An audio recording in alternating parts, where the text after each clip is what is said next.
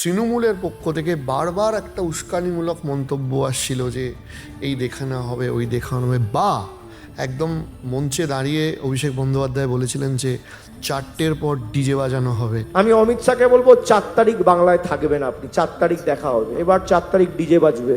এরপর আপনাদের রিয়াকশন কি?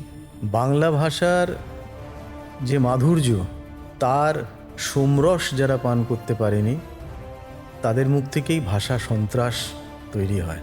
কোন জল্লাদের কত ক্ষমতা আর কার দিল্লির বাবা কাকে বাঁচাতে আসে আমি 4 তারিখ দেখব। এখন তিনি কোথায় আছেন, যিনি সেই সময় বলেছিলেন যে অমিত শাহ এসে দেখুক একবার। আমি অমিত শাহকে চ্যালেঞ্জ করব, যদি আপনার বুকের পাটা থাকে আর বাপের বেটা হন, 4 তারিখ কলকাতায় থাকবেন, 12টার পর দেখা হবে। আমি চাই তিনি একটু ওয়েট করুন অমিত শাহের জন্য। আমরাও তাকে দেখতে চাই, জনগণও তাকে দেখতে চায়।